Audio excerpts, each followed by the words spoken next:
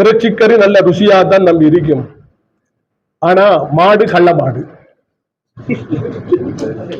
சென்ற வருடம் இடம்பெற்ற உள்ளூராட்சி மன்ற தேர்தலின் அடிப்படையிலே ஓட்டமாவடி பிரதேச சபைக்கு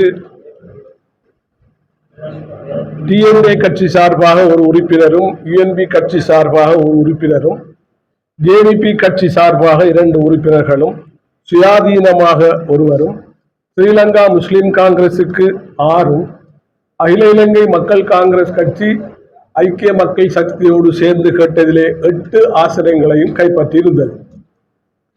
இதன் அடிப்படையிலே அந்த ஆட்சி அதிகாரத்தை கைப்பற்றிக் கொள்வதற்காக அகில இலங்கை மக்கள் காங்கிரஸ் கட்சி முயற்சித்த பொழுது எங்களுக்கு அந்த நேரத்திலே ஐக்கிய தேசிய கட்சியும் அகில இலங்கை மக்கள் காங்கிரஸ் கட்சியும் சேர்ந்து 9 ஆசனங்களை பெற்றிருந்த பொழுதிலும் எங்களில் இருந்த ஒருவரை எதிர்த்தரப்பினர் எடுத்து ஆட்சி அமைத்துக் கொண்டதின் காரணமாக, கட்சியின் செயல்பாடுகளுக்கு, கட்சியின் அறிவுறுத்தல்களுக்கு மாற்றமாக அந்த உறுப்பினர் செயல்பட்டதின் காரணமாக நாங்கள் கட்சி என்ற அடிப்படையிலே அவர்களுக்கு நாங்கள் ஒழுக்காற்று நடவடிக்கை எடுக்க வேண்டிய நிர்பந்தம் ஏற்பட்டது.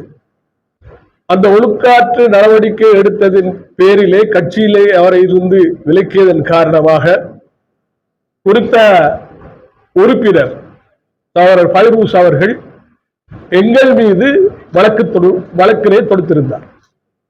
அந்த வழக்கு இப்பொழுது நடந்து கொண்டிருக்கிறது.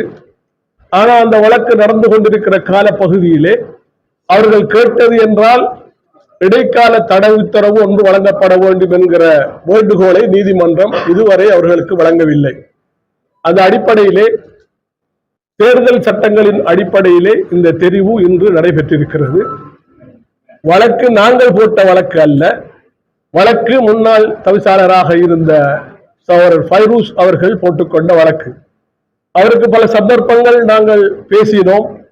அவர்களுக்கு நிறைய சந்தர்ப்பங்களை கொடுத்த பொழுதிலும் கூட இறுதி நேரத்திலே அன்றைய தெரிவின் பொழுது எங்களுடைய வீட்டிலே வந்து எல்லாருமாக இருந்து விருந்தோம்பல் செய்து சத்தியம் செய்துவிட்டு இங்கு வந்து ஒரு அருவருப்பான, அசிங்கமான, இந்த கல்குடா சமூகத்திலே யாரும் செய்ய முடியாத ஒரு வேலையை செய்தது என்பதிலே எல்லோருக்கும் ஏற்பட்ட தலைகுனிவுக்கு அந்த விடயத்திற்கு இறைவன் என்று அந்த தீர்ப்பை வழங்கியிருக்கிறான் என்பதுதான் வாஸ்தவம்.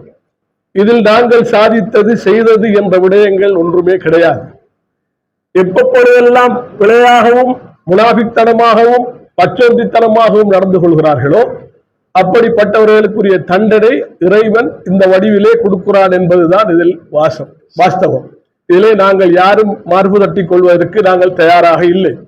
இது எதிர்காலத்திலும் இந்த ஊரிலே இருக்கிற அரசியல் செய்ய விளைகிற அவர்களுக்கு ஒரு பாடமாக இருக்க வேண்டும் என்று நான் நினைக்கிறேன். இந்த விடயம் ஒரு படிப்பினையாகவும் இருக்கும் என்று நான் நினைக்கிறேன். அந்த வகையிலே இன்றைய தினம் எங்களுடைய கௌரவ தவிசாளராக கௌரவ ஹலாண்டீன் அவர்கள் தெரிவு செய்யப்பட்டிருக்கிறார்கள். எங்களுடைய டிஎன்ஏ உறுப்பினர் உட்பட, யுஎன்பி உறுப்பினர் உட்பட, சுயேட்சை உறுப்பினர் உட்பட எங்களுடைய கட்சியிலே கேட்ட மற்ற 8 பேருமாக இணைந்து 11 பேர் ஏகமனதாக தெரிவு செய்திருக்கிறார்கள். இன்றைய தினம் ஸ்ரீலங்கா முஸ்லிம் காங்கிரஸ் கட்சியினர் இன்று சபைக்கு வராமல் அவர்கள் பரிசரிப்பு செய்து இதை ஏதாவது ஒரு வகையில் நிப்பாட்ட முடியுமா என்ற ஒரு முனைப்பையும் அவர்கள் செய்திருக்கிறார்கள். இருந்தாலும் இறைவன் அதிலும் அவர்களுக்கு தோல்வியைத்தான் கொடுத்திருக்கிறார். நான் என்ன சொல்ல வருகிறேன் என்றால், அரசியலாக இருந்தாலும் சரிதான், எதுவாக இருந்தாலும் சரிதான், நியாயமாகவும் நேர்மையாகவும் செய்யாமல் சிந்திக்காமல் இருந்தால் தண்டனை இவ்வாறுதான் அமையும். அது யாருக்காக இருந்தாலும் சரிதான்.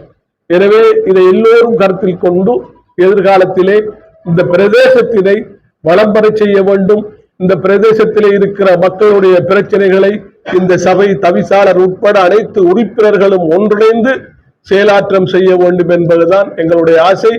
இந்த பிரதேசத்தில் இருக்கிற மக்களுடைய எதிர்பார்ப்புகள், அந்த எதிர்பார்ப்புக்கு இந்த சபையும் விசேடமாக இந்த சபையிலே கடமை புரிகிற ஒவ்வொரு ஊழியனும் அந்த பங்களிப்பை ஹலாலாக வழங்க வேண்டும் என்று நாங்கள் இந்த கல்குடா சமூகம் பெரிதாக எதிர்பார்த்து நிற்கிறது என்ற செய்தியை மிகவும் கோடிட்டு நான் சொல்ல வேண்டி இருக்கிறது.